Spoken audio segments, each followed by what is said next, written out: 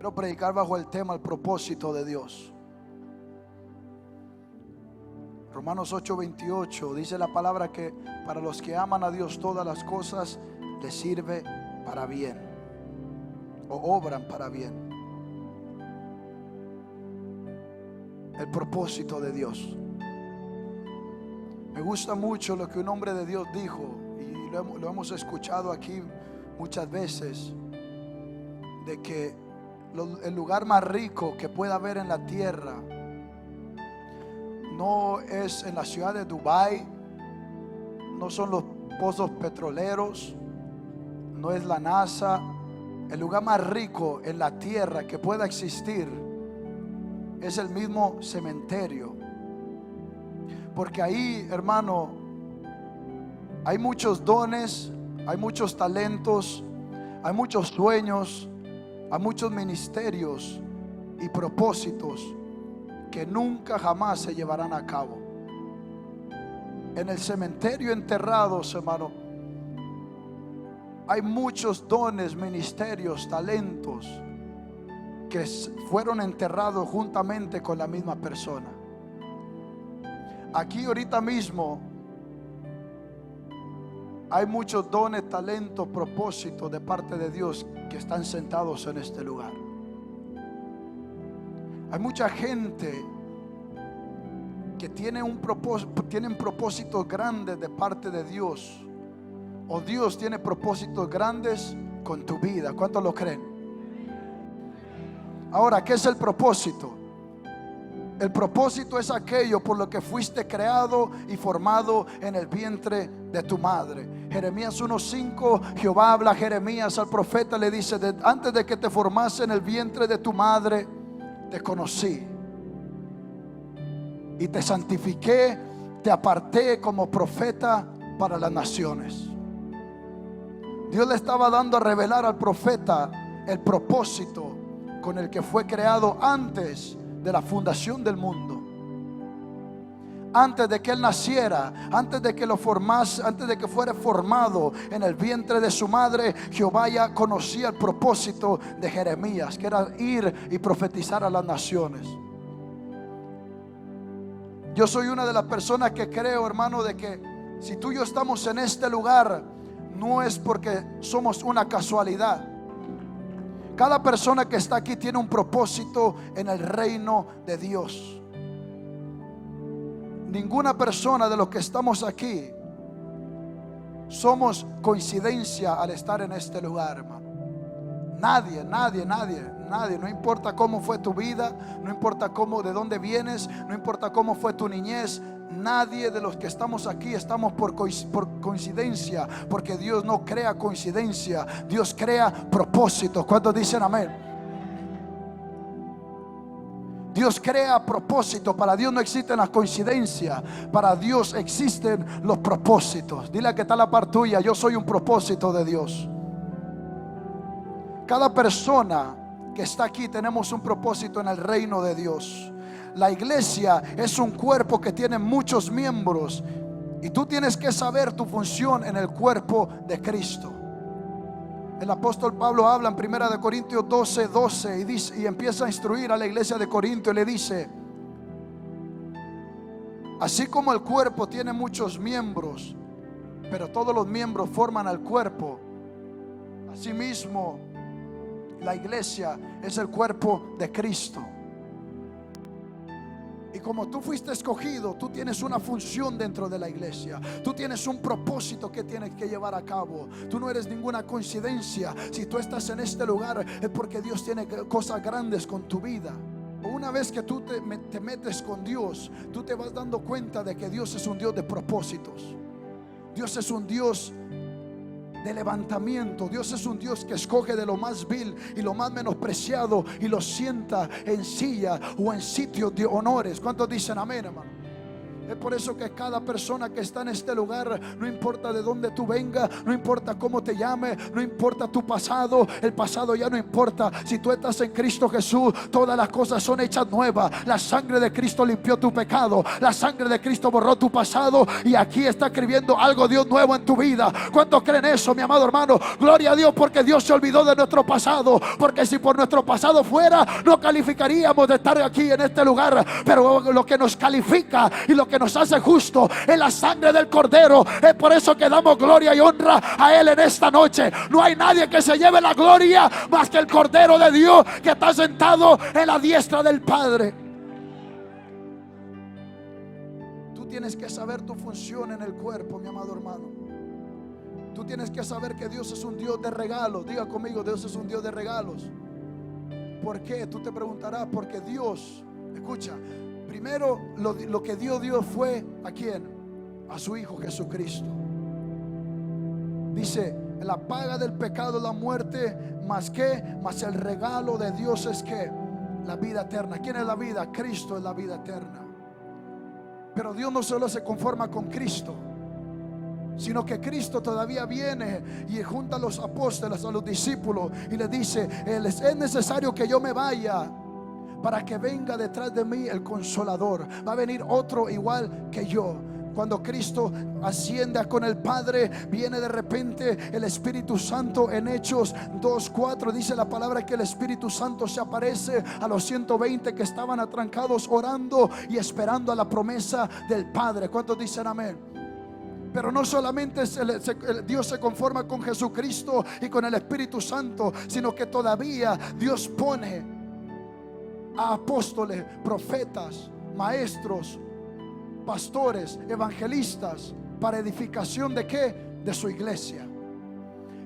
Y todavía no se conforma con poner a los 5 ministerios, sino que todavía vamos a 1 Corintios 12 y habla y dice: ¿sabe qué? Yo voy a repartir dones y talentos a la iglesia. ¿Será que la iglesia es una iglesia desarmada o la iglesia es una iglesia que está bien armada, hermano? Es por eso que la Biblia dice que todo don perfecto es dado de arriba, del Padre de las luces. Dios dio a Jesucristo, Dios dio al Espíritu Santo, Dios dio a los 5 ministerios. Dios todavía dio dones y talentos a la iglesia, hermano, para que tú y yo estuviéramos bien armados y caminar y correr conforme al propósito de Dios en tu vida. ¿Cuántos dicen amén? Hay gente que Dios le ha revelado su propósito a través de sueños. Hay gente que Dios le ha revelado su propósito a través de la oración, a través de una palabra, a través de un predicador, hermano. Y la gente conoce su propósito. Y es por eso, mi amado hermano, de que el enemigo no va tanto detrás de tu vida. El enemigo no va tanto detrás de quién tú eres. El enemigo no va tanto de qué es lo que tú conoces. El enemigo va detrás del propósito de Dios en tu vida. Dios va a atacar a aquellos que se mueven conforme al propósito de Dios en tu vida. Si tú no estás caminando y no te estás preocupando por el propósito de Dios, no te preocupes por el diablo. Pero si tú estás caminando y corriendo en el propósito, y si tú no te quieres quedar estancado como muchos y estás corriendo y descubriendo el propósito de Dios en tu vida, prepárate para los ataques del diablo, prepárate para que se levante el enemigo. Pero déjame decirte algo, que así como se levanta el diablo, así Jehová levantará bandera por ti, porque es más los que están con nosotros que los que están allá afuera. Es más aquel que te llamó que aquel que está allá afuera en el mundo. Si el diablo no te pudo matar cuando estabas en el mundo, mucho menos ahora que está cumpliendo el propósito de Dios. Dile al diablo: me hubieras matado cuando estaba en el mundo. Ahora que estoy en los caminos de Dios, no hay diablo, no hay nada, no hay nadie que pueda detener el propósito de Dios en mi vida. ¿Cuántos pueden gritar amén, hermano? Y es por eso que las personas que caminan en el propósito no tienen tiempo para el desánimo. Tienen muchas razones por cuales estar orando, ayunando, meditando, consagrándose, y están enfocadas en el propósito de Dios. La gente que camina en un propósito que se les fue dado, Esa gente no tiene tiempo para el desánimo, hermano. Este tipo de personas no tiene tiempo para el desánimo. Lo único que están enfocados es en el propósito de Dios, hermano. Hay gente que no sabe su propósito. Escucha, si quieres escribirlo.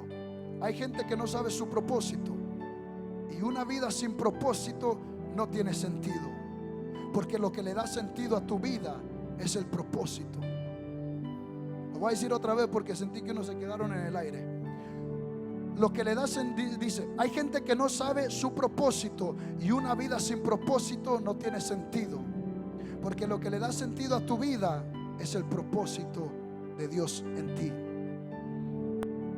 Una vida sin propósito no tiene sentido. Cuando una persona no tiene propósitos en su vida, va a ser difícil que tú le hayas sentido a tu vida. Va a ser difícil que tú le hayas un sentido a tu vida. El propósito te va a empujar a ser un hombre, una mujer que no se duerma, sino que estés buscando y enfocado en lo que Dios tiene para tu vida. Hay gente que no sabe su propósito, hermano. ¿Cómo puede ser eso? Cada uno de los que estamos en este lugar hay un propósito. Hay unos que fueron llamados a ser pastores, profetas, evangelistas, apóstoles. Hay unos que fueron llamados a hacer tantas cosas. Ahora no todos son predicadores. Hay unos que son líderes. Hay otros que son supervisores. Hay otros que son que van a estar limpiando los baños. Y eso no tiene nada de malo. Eso no tiene nada de malo. Aquí lo que cuenta es de que tú encuentres el propósito por el cual Él te apartó, como Jeremías. A Jeremías le dijo: yo te he ungido como profeta a las naciones. Ese es su oficio, el oficio del profeta. A los pastores Dios los escogió como pastores. Pero mi pregunta para ti: ¿cuál es el llamado que Dios te ha hecho a tu vida? ¿Cuál es el propósito por el cual Él te rescató del lodo cenagoso? ¿Cuál es el propósito por el cual Él entregó su vida por ti? ¿Cuál fue el propósito por el cual Él te quitó las ataduras y las cadenas y ahora estás en este lugar? Que cuando viene el conformismo, te estancas en el propósito de Dios. Hay mucha gente que existe, es una más, pero hay otros que viven y marcan la diferencia. Saúl en el pueblo de Israel, él marcaba la diferencia. Dice que él sobrepasaba a todos. Y aquí tú fuiste escogido. La palabra escogido significa ungido, y la palabra ungido significa separado. Tú fuiste separado para esta casa, para este tiempo. Puedes tener dones y talentos, pero si no tienes el propósito definido, no vas a llegar muy lejos. Pero sabes el problema: tienen dones y talentos, pero no tienen el propósito definido. Porque cuando tú tienes el propósito definido, tú tienes tu carácter definido. Dios no te va a dar algo que tú no puedas soportar. ¿Cuántos dijeron amén? ¿Cómo puedo descubrir mi propósito? Dos cosas. Número uno, necesitas dejar que Dios trabaje en tu vida. ¿Cómo? Así como los diamantes no se encuentran en la superficie de la tierra, sino se encuentran hasta lo más profundo. ¿Cuántos sabían eso? Los diamantes no se encuentran en la superficie, sino se encuentran hasta lo más profundo. Hasta lo más profundo de la tierra. Le tienen que escarbar. Los que van a buscar diamantes tienen que escarbar. Tú y yo somos como un diamante en las manos de Dios. Tienen que escarbarle, tienen que buscarle hasta lo más profundo. Y lo que me impacta de los diamantes es de que cuando sacan un diamante y un carbón, no hay mucha diferencia, son iguales, se parecen. Pero la diferencia es de que el carbón siempre es carbón y el diamante entra por un proceso. El proceso del diamante tienen que pasarlo por el fuego primeramente, y empiezan a sacarle todo lo negro, todo lo feo, y empiezan a cortar el diamante. Así muchas veces Dios te va a pasar en esta casa por el fuego. Dios te va a pasar donde Él va a venir a entrar el cuchillo, Dios te va a estar operando, pum, te va a estar operando, te va a estar quemando hasta que Él saque lo mejor de ti. Hasta que Él saque lo mejor de ti. Porque tú y yo somos unos diamantes que Él quiere exhibir. Él va a tener que cortarlo, va a tener que pulirlo, va a tener que pasarlo por las navajas para poder exhibirlo. Muchas veces el proceso de Dios, el proceso de los hombres de Dios duele. El proceso te va a sacar lágrimas, el proceso te va a hacer patalear, el proceso te va a hacer chillar, el proceso te va a hacer como que de repente quieras tirar la toalla. De eso se trata, de que Dios va a entrar a trabajar con tu vida y Él va a empezar a cortar, Él va a empezar a quitar las cosas que no le gustan, Él va a romper la vieja vasija, Él va a romper las cosas que no le agradan y va a empezar a trabajar. Pero ya no vas a crecer como un odre viejo, no vas a crecer como la misma vasija, sino que vas a crecer como una mejor vasija, donde Él te va a exhibir. Y el diamante que vino todo feo, todo negro, que no se podía mirar de la diferencia, cuando Él lo ponga, después de que Él lo haya cortado, después que haya pasado por el fuego, después de que haya pasado por la tribulación, por el desánimo, cuando Él te empieza a exhibir, ay, Shakata Basama, oh, yo siento a Dios. Cuando Él te empieza a exhibir, tú vas a decir, my God, valió la pena pasar por el desierto, valió la pena pasar por el fuego, valió la pena pasar por las navajas. Muchas veces quise tirar la toalla, pero mírame, aquí estoy, no para mi gloria, sino para la gloria de mi Padre Jehová. Necesitamos dejar que Dios trabaje en nuestras vidas. Es el Espíritu Santo que va a excavar hasta lo más profundo de nuestras vidas para sacar los dones, los talentos, el potencial y el propósito dentro de nosotros. Es el mismo el mismo Espíritu Santo te va a tener que excavar para sacar el propósito dentro de ti.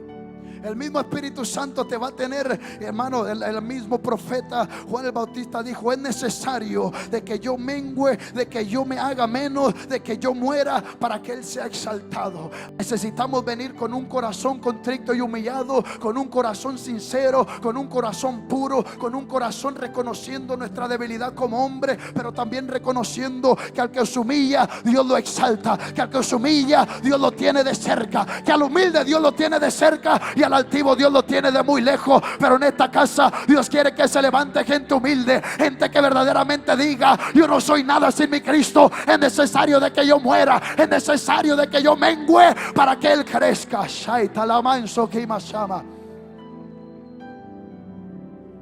Es necesario dejar que Él crezca en nuestras vidas. Es necesario dejar, es necesario dejar de que Él venga y ponga la simiente de Él. Él viene y te dice: hijo mío, lo tuyo es bueno, pero lo mío es mejor. Los planes que yo tengo para ti son planes de bien y no de mal. Mis planes son mucho mejores que tus planes. Lo mío es mucho más grande. Lo mío, lo más pequeño mío, es mucho más grande que lo grande tuyo. Lo más grande mío va a ser que tú empiezas a ser utilizado. Hay gente que necesita empezar este año a empezar a descubrir el propósito de Dios en tu vida. Tú no fuiste, hermano, cuando tú fuiste creado, Dios puso la mirada en ti. Tú no fuiste un accidente.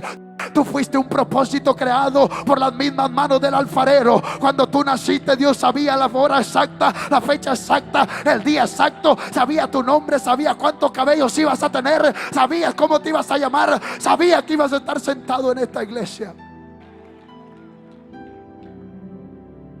Dentro de nosotros hay dones, talento, potencial y propósito que Él tiene que excavar a través de su Espíritu Santo.